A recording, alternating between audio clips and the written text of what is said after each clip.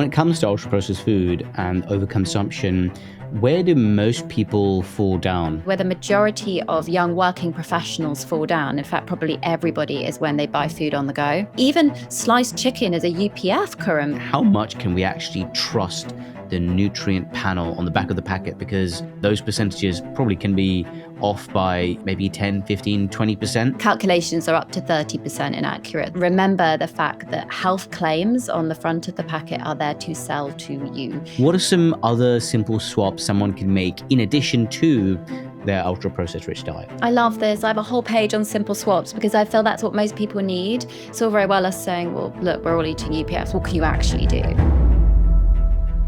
Rhiannon, it's so great that we finally managed to fit you in. I know. Thank you for having me. My life at the moment, between parenthood, work-life balance. I mean, do I ever find a balance? I don't know. I know. And that thing about balance is, we hear a lot online in the nutrition space when people are talking about food online.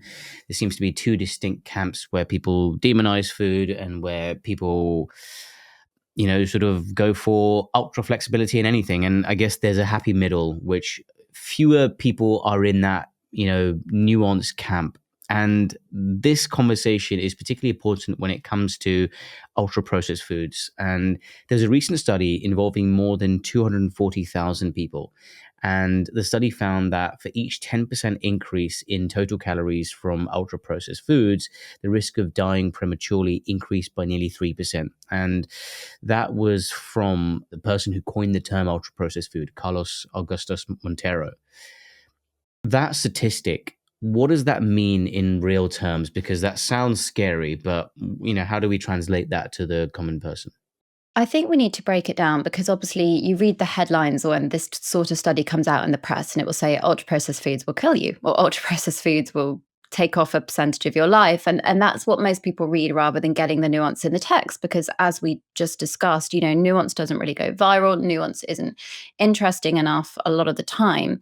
But I think one of the things that we need to consider here is that if your intake of ultra-processed foods, so that's category 4 of NOVA, which Carlos Montero described, which means the foods you're eating contains a lot of additives, emulsifiers, there's bound to be significantly less fiber. It means you're not eating the items that do equate to health. So it's not so much the UPF itself, which isn't ideal. Often these items, there is a lot of nuance in this category, but contain a lot of high fat, high salt, high sugar, and then they've got extra emulsifiers and ingredients. But if you're eating that most of the time, which people are when we're looking at data like this, it means you're not eating the items that we need to be getting, which are linked to health, like the fiber, like the quality of protein, the amount of vegetables and fruits.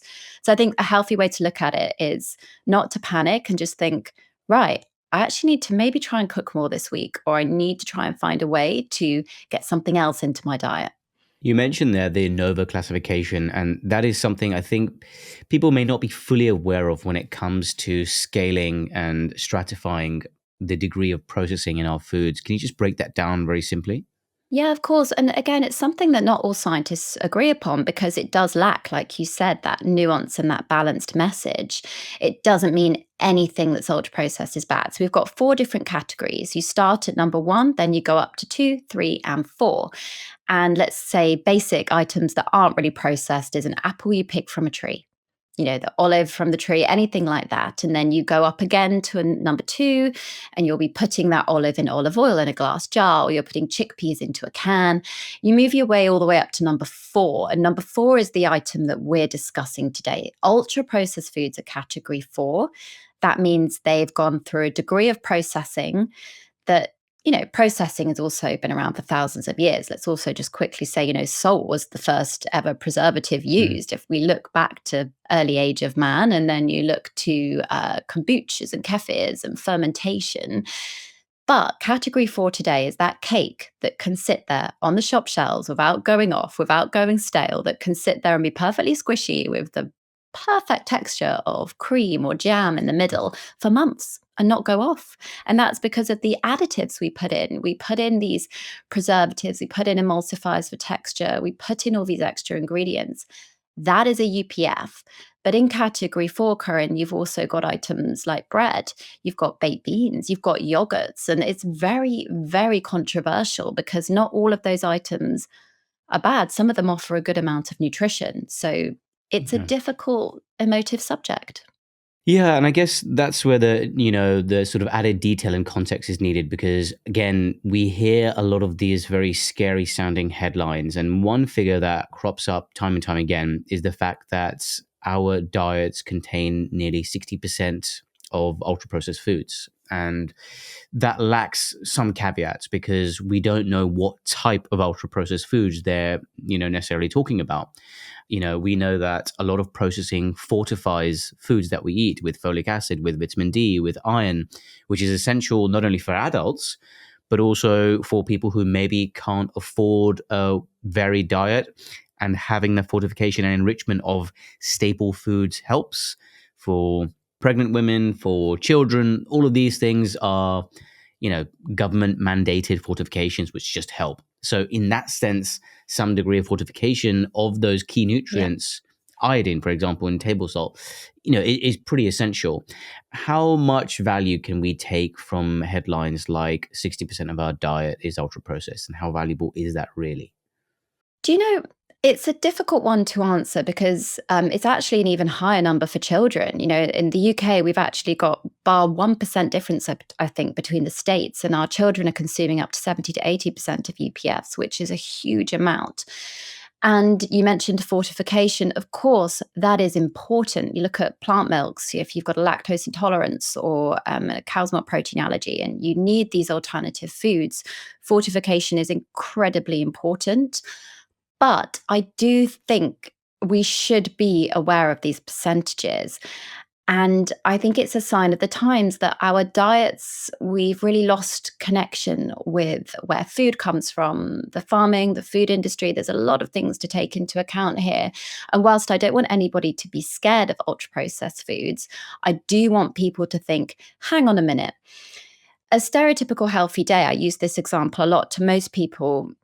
Maybe you buy a granola Mm. and that's ultra processed, by the way, depending on what type of granola you're buying. And then you're pairing it with a flavored yogurt that might appear to be a healthy breakfast. Actually, that is ultra processed and it will contain higher amounts of sugar and extra additives. Then you opt for a snack bar, which is again marketed to be healthy, high protein, a UPF. Perhaps you add protein powder, a UPF, creatine, a UPF. Then you go forward to lunch and you buy a sandwich on the go. Again, a UPF because it has a long list of stabilizers to stop it from spoiling. And then you go forward to dinner and you buy a jar of tomato sauce that's a UPF. It doesn't make that tomato sauce bad. But again, before you know it, all of our diets Mm. are accumulating a large amount of these ingredients. So it's not that those are unhealthy choices because all of them contain nutrition. All of them contain a level of fiber, but could we be doing better? And I just want to add one statistic in to give a level of nuance here for you is that 2.8 million people in the UK don't have a fridge. You've got another degree of privilege here to Oh. discuss. So the reason these foods were invented, Corinne, is so someone that doesn't have that can feed their family and that loaf of bread can sit in their house and not go off for a week. And I think it is a very heavy fired thing to think about these statistics, but we do need to be aware. I mean, that was a stat that I wasn't aware of actually, and that is pretty damning actually. I wonder Yeah. why so many people don't have fridges because is it just a pure expense issue, the cost of electricity plus the cost of buying a fridge? Yeah, I mean, we had the broken plate report that came out in January this year in the UK, and it said for a someone on a lower income bracket in this country that has children, a household, they'd need to spend 70% of their income on healthy food in order to meet the requirements of the Eat Well plate. No one has 70% of their income to spend on food, let alone the cost of living that's gone up, the energy bills it takes to run a fridge, to run a freezer. There's a discussion of housing. This is a bigger Yeah. subject that's out of my professional capacity. But what I can say is that we have to understand that whilst there is a hierarchy of bread, if you're in a position where you can choose a fresh slice, please go for it and put it in your freezer. In fact, that creates more resistant starch and it's better for your gut health. We love that. But if you can't, do not worry because that bread is still giving you the folic acid you mentioned that's fortified now in the flour. And all breads have a place, but there's still a better option out of those packeted options that you can buy. And this is where nutrition education is so complicated, Karan, because we don't seem to have an infrastructure to support it yet for everybody. So it seems like, alongside the statistic that 2.5 million people don't have a fridge in the UK, and I suspect that number is probably even bigger in the US, for example, where there's more disparities. And then if you also talk about the fact that, okay, broad strokes, our diets have a greater degree of food that is ultra processed. And even if we say, some of that is good and a lot of that, is technically sort of bad with extra additives and whatnot and fiber deplete. I think the root cause or the root causes for many of these things are beyond the average person's control. So the socioeconomic status is one, and that sort of goes on to the point about not being able to afford electricity and fridge. But also recently I was in Barcelona and I, went to just a local supermarket in Barcelona, the equivalent that you'd find in the UK. The difference was, in the UK, if I go into a local supermarket or a local corner shop, it's full of chocolates, sweets, crisp packets, Pringles, all that sort of stuff, maybe some bakery items. And a lot of it is not technically what you'd classify as healthy. They are very calorie dense, probably nutrient poor items for quick grab and go snacks. On the other hand, that corner shop supermarket in Barcelona had some of those things, but it also had a huge fruit section, which was the majority of the supermarket. The fruit and vegetables, fresh apples and tomatoes, big, look like sort of homegrown tomatoes, with the little ridges in them. And when I stepped foot into that local corner shop, I didn't feel the urge or temptation to buy something unhealthy. I was like, oh, actually, I am going to buy, some of these grapes and some of this. And if you put something healthy in front of someone beyond unhealthy options in their eye line, I think psychologically you send them a cue. And probably this can speak to gut hormones which are released. I probably crave more of that. So actually, from a governmental point of view, from a top-down point of view, maybe that's the messaging rather than relying on people to be like, hey, you're eating bad, it's your fault. I agree. And then it gives people a choice and an informed choice to make themselves, which is quite empowering. What was really interesting writing the book, The Unprocessed Plate, was looking around the world at the different percentages, and actually Spain. And of course, it actually went on temperature as well. So in the Northern Hemisphere, you had a higher intake of UPFs, which is really interesting. But the UK was massively higher than everywhere else. Italy, just 18%. Compared to our 56 to 60% in the UK. And I think Spain's not that far away from Italy, slightly higher. But if you look at that on a whole, we've almost lost a culture of food as well, because the countries that have a lower intake of UPFs have a really strong cultural food aspect. And if you think of what we're known for in the UK, I mean, there's nothing wrong with fish and chips, guys. I love fish and chips. A roast dinner can be really great as well. The fry up, maybe not so much. These other countries have fantastic cultural aspects of food that they really embrace. And I feel like our food environment here in the UK, like you said, it doesn't help people make a healthy choice. And there is something to be said for what you see. There were studies that came out that compared people in their kitchen to those that had a fruit bowl and those that didn't. And those that had a fruit bowl had better health outcomes long term in their house than those that did not. And it's these little subliminal messages and cues that, like you said, we're innately driven to pursue. It's part of our anatomy. It's really strange. I wish we knew more. I think, there's this cognitive bias, which I think can be quite beneficial when positioned correctly, and it's the mere exposure effect. And when you see something more often, you're more inclined to engage with it. And something my mum used to do when we were growing up was she would just put out a plate of, chopped vegetables or chopped fruits in the kitchen counter, and never make any assumptions whether I'm going to eat it, never tell me to eat something, and just left it out there.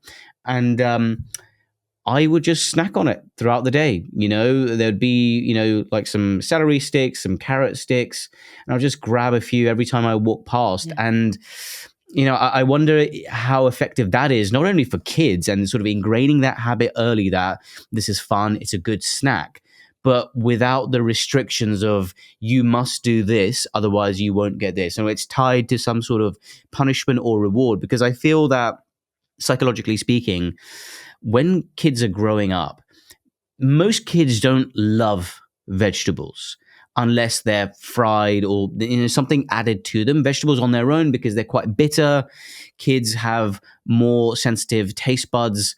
They may not be attracted to them, but actually if you didn't tie it to any sort of reward or punishment, it just becomes a habit.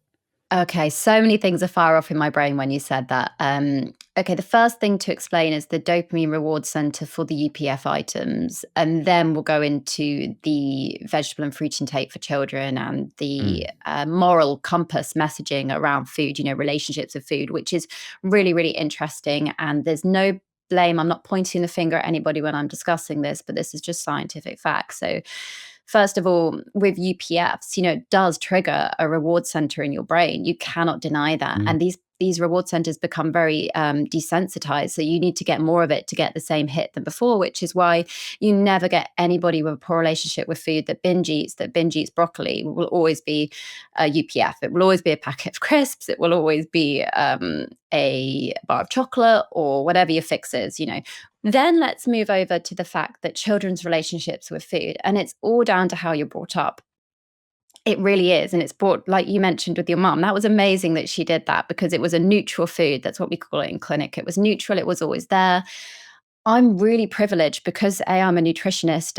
As a parent, I know these things. Most parents don't know these things. So at school pickup, I will always have a lunchbox with pepper sticks or carrot sticks. It's a neutral item next to some dark chocolate for my son, because then he's not deprived from chocolate thinking, oh, all I want is what the other kids have. And he will naturally eat those two items interchangeably, and I make no big deal about it.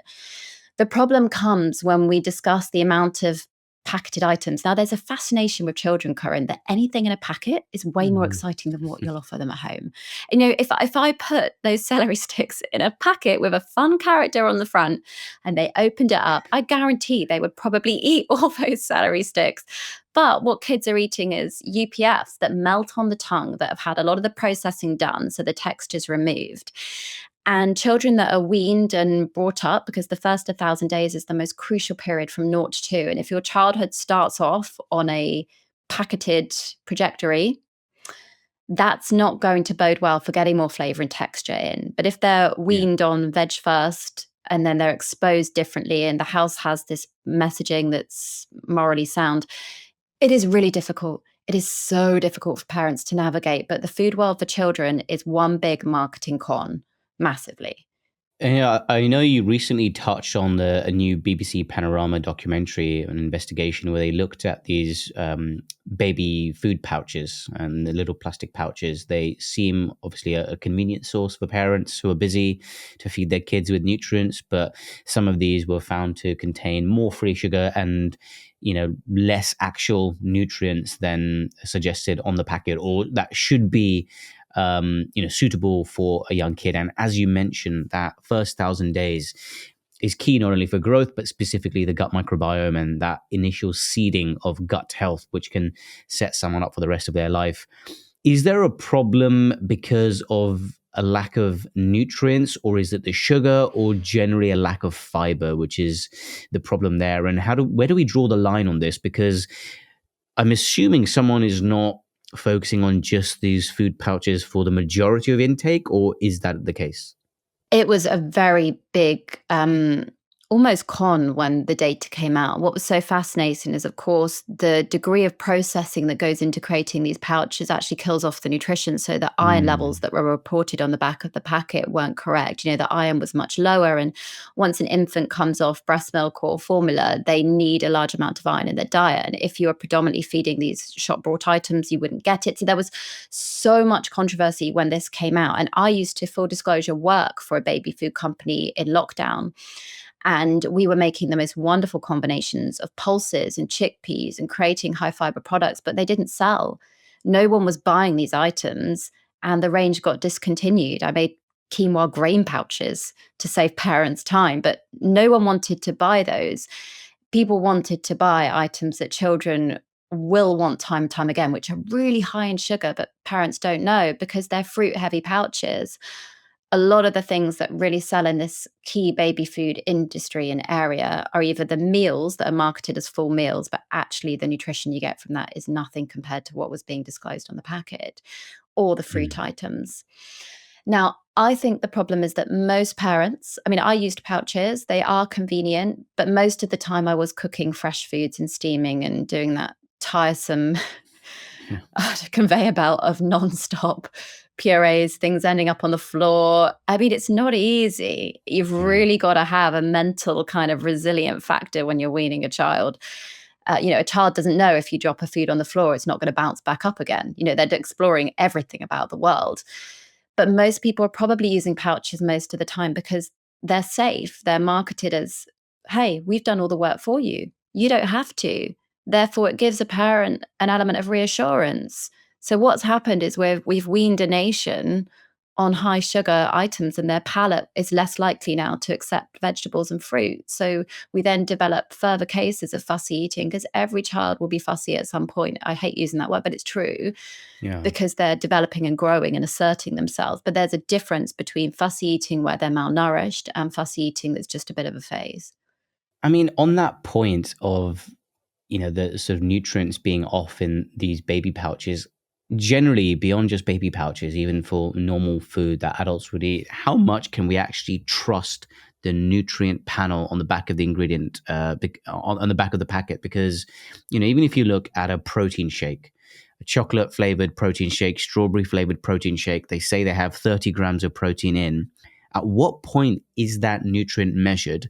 And realistically, I don't think there's 30 grams of protein in there. And those percentages probably can be off by, and you can speak to it, maybe 10, 15, 20%, up or Higher, below. Karan, Higher. 30%. And yeah. So that's, maybe let's talk on that. Sort of how much can we trust those nutrients? This is the complexity of nutritional calculations in general, is that we're all unique, first of all. So how we absorb food is going to be different. Calculations are up to 30% inaccurate. They have been shown to be on the back of packets.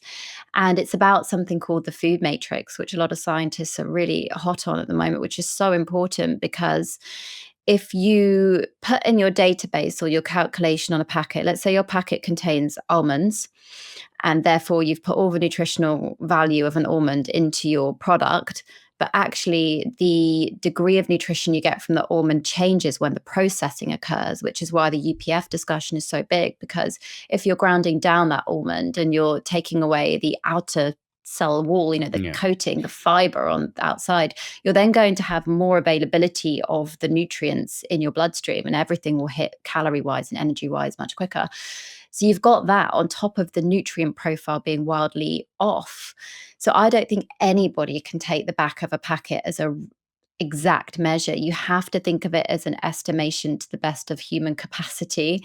And remember the fact that health claims on the front of the packet are there to sell to you. Obviously, you don't need health claims on an apple. Yeah. But you will need a health claim on anything else just to tell you what's kind of in your product. And most people will add extra ingredients to hit a high fiber claim. You can add more chicory root, or you can add inulin, and you can add extra items to your packet. So the list on the back is important to understand. It's roughly more accurate for sugar, for saturated fat. It's fairly accurate. But when it comes to micronutrients, so vitamins and minerals, it's very hit and miss, Karan. The worry I have also is, naturally, one good thing about the culture of nutrition in the last 20 years or so is people have been increasingly focused on upping their protein intake. And maybe 20, 30 years ago compared to now, people are more conscious of that and, trying to optimize that. But then in this age of food tracking apps where people are wanting to hit higher and higher protein goals, maybe someone's working out 4 or 5 times a week and they've been told by their personal trainer they need 200 grams of protein. And it's hard to get 200 grams of protein from just whole foods.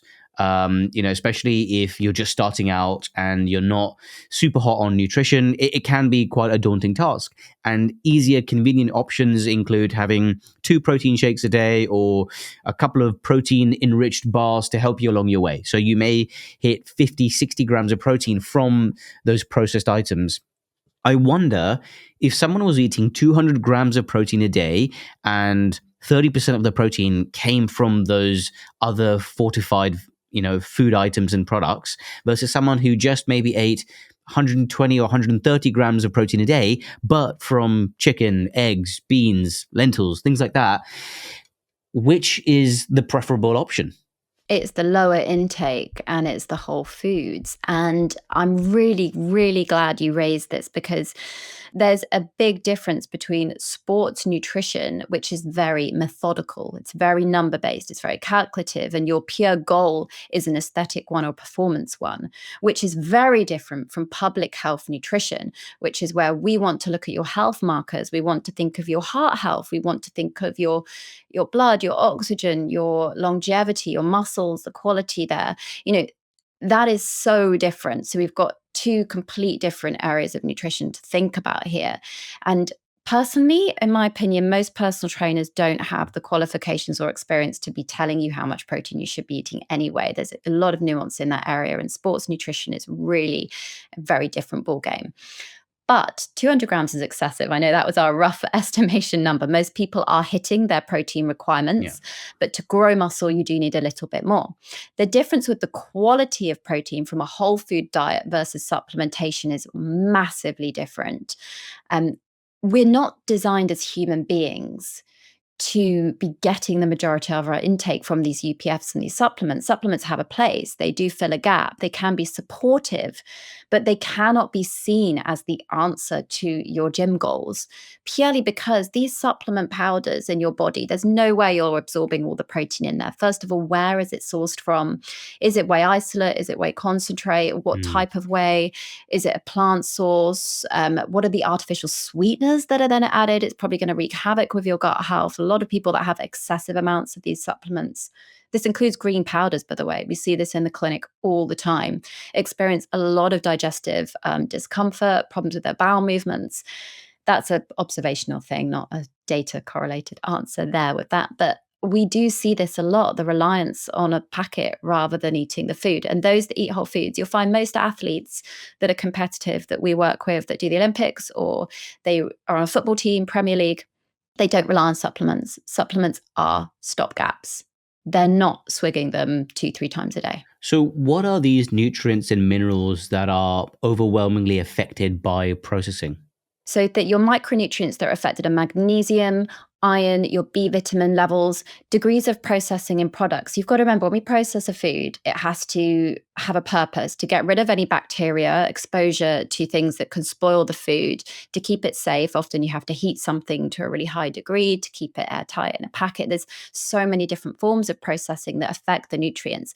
Then on top of that, it's almost like the analogy of queuing for a bus. If you're looking at a packet that has a long list of let's take a multivitamin or a green powder, which has hundreds of ingredients, and it says, you're going to get all these ingredients if you add my protein shake or powder right now. Actually, the people at the front of the queue to get on the bus are the ones that are going to be absorbed by your body. And there's a whole list of people that are going to be at the back. And that's all those vitamins and minerals that are probably going to be absorbed at the same time. And your body's going, eek, I need to excrete this as quick as I can. In simple layman's terms, I'm going to pee this out. And your urine turns a bright color yellow with extra supplements that you take. Then if we look at the impact on your gut health, so we have studies now, one that came out on people with IBD. So we need more in the general population, so people with a condition like ulcerative colitis or Crohn's.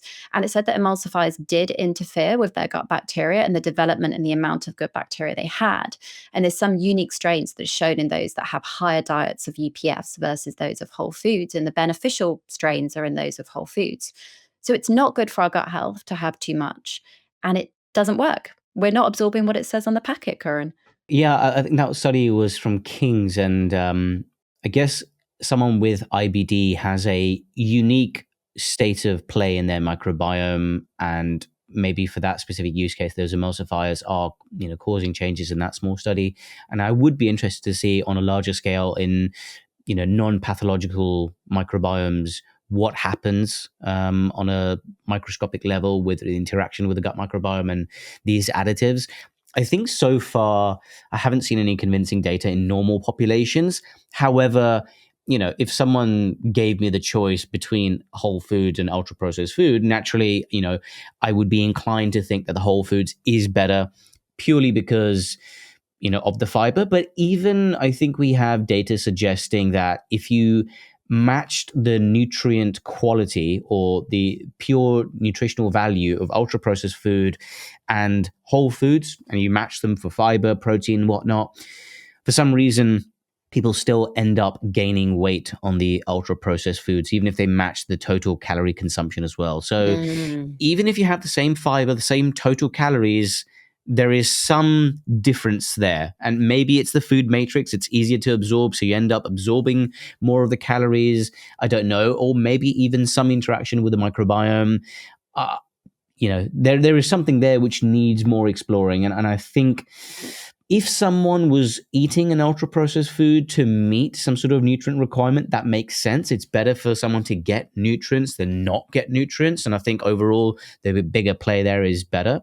But if you had an option and you had the resources to choose whole foods, it's obviously a clear winner there.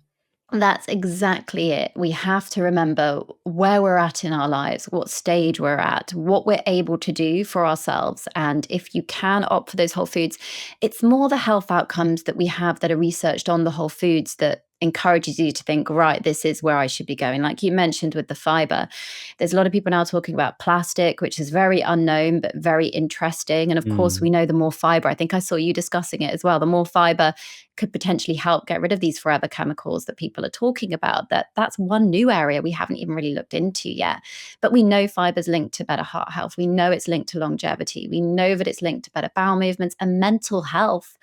I think we also are forgetting about the psychological aspect of the consumption of food. We can meet nutrient markers, fine. If you met it par on par, a UPF that has the same iron or magnesium or B12 as a whole food diet, you can match that. But does that mean that's just a numerical calculation? That's not discussing your psychological health and your movement and your ability to perform and all the other aspects, your sleep quality that come being a human being. So it's fascinating, isn't it? It's so complex and so big. But we know from the SMILES trials data that I know we reference a lot, and more data that's emerging, that the better the quality of whole food diet based on a Mediterranean model, the better mental health outcomes. And that's pretty concrete, I think. You mentioned the Mediterranean diet, and obviously Italy, Spain, a lot of these countries in the Mediterranean, but also in Southeast Asia, in South Asia, the culture of food and the psychology is such that meals are not often eaten in isolation. Meals are eaten in groups, in communities, and with a lot of people, with family members and close friends. If you're having convivial conversation, that naturally slows down the rate of you stuffing something in your face. There's some natural pauses there, and you take your time to eat the meal, and how that also manipulates your hunger signals, your brain signals, appetite, satiety. That's all affected, if you pace yourself. And that also allows your bowels to find their own rhythm in terms of how they process food as well. In the UK, in the US, it's a vastly different culture where people may be eating something sitting in front of a TV, on their phone, on the go. It's a different lifestyle. Naturally, we can't compare someone sitting in the south of France in their 60s with no work to a 20-year-old banker in the city, stressed, working 15-hour days. It's two different lifestyles. But I wonder how much that culture and eating with other people affects things almost from a mindfulness point of view, because you're thinking about the food, you're enjoying the food, and there's some rich tapestry of story behind that, more than just, I need 400 calories and 20 grams of protein. And that thought isn't there probably in a Sicilian grandfather eating his anchovies and olive oil. No, I hope not. Exactly. You're discussing what we call mindful eating in Mm, nutrition practice, which involves the senses. The five senses are sight of the food, the sound when we crunch it, or the taste on the palate initially, the feel of the food, because in some cultures they eat with their hands. And even that is research to say that that might be even beneficial, that children, that's why we wean with children with baby-led weaning as well, is when they hold items of the broccoli, you're not just spooning the puree. It's important to get the texture and the feel. So we're talking to perhaps evolution of food and how we're designed as human beings to be intaking all of these, the energy and the calories. And I know some people like Professor Jalzio discuss gene expression and how even mindful eating can impact the expression of the gene. I find it all completely mind blowing. But what I do see in the clinic is cases of IBS rising for people that aren't eating mindfully as well. We've got to consider that aspect. And then we know that social interaction is another health marker that helps us live longer and live in a better quality life. And we're finding ourselves more isolated, like you said, scrolling while we're eating or sitting watching Netflix. We so many people don't eat at the table anymore, Karan. You know, yeah. that's an art that I just want to, for anyone listening, I don't want to come across as preachy. So I'm going to share that, I only manage to sit down with my children and have a proper family meal at the weekends, because during the week, sometimes if I eat dinner at 4:30 or 5 o'clock with them, but then I'm not eating with my husband at Yeah. 7 or 8. So I have to choose some days. It is difficult. It's all very well us saying, let's try and live like they do in the Mediterranean, like you quite rightly said. We don't have the infrastructure, the working hours, the climate, the culture to support that. So what we can do is eat away from technology. Mm. Focus on your breathing. Actually think about what we're eating. And it's actually an uncomfortable thing to do. We find a lot of the time, looking at the psychology of food, people are so disconnected from why they choose what they choose, how their hunger and their satiety feels. There's a difference between satisfaction and fullness. And that's something a lot of us can't tune into, is did we enjoy that meal? Or do we really feel just I'm eating for the sake of being full because I have to eat now because it's my lunch break? That's hard. And when it comes to ultra processed food and overconsumption, where do most people fall down when it comes to that consumption of UPFs? Is it early in the day, midday, in the evening? I'm not worried about the mornings because breakfast cereals, there is again a hierarchy. They are ultra processed, but you can get really good ones. And I think that's an example where Weetabix I always use because it's really great fortification. It's a whole grain, so you get more fiber. That's a good example of fortification. But the problem is if you did start the day with Frosties or Rice Krispies or something, there's a big difference in breakfast cereals. But I'd say where the majority of young working professionals fall down, in fact, probably everybody, is when they buy food on the go, Yeah. because you just cannot go into a supermarket unless you're buying a really boring, bland salad that's got lettuce leaves, a few chopped tomatoes, or you pay a fortune for a tiny Buddha bowl style dish with a fillet of salmon. And even sliced chicken is a UPF, Karan, because people that eat are omnivores that eat meat. Sliced chicken's got added maltodextrin, it's got added filling, it's got the texture's Mm. got to stay the same. Processed meats like ham stay pink for a very long period of time on the shop shelves. That is because we've added items to keep that color, to keep it fresh.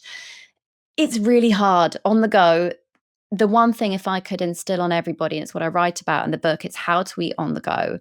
And it's how to know that maybe 3 days a week, I'm going to buy my lunch, and 2 days a week, I'm going to really try and make something I can take with me. Even if that means at the weekend, I spend an extra hour and I don't go to bed till 11 rather than 10.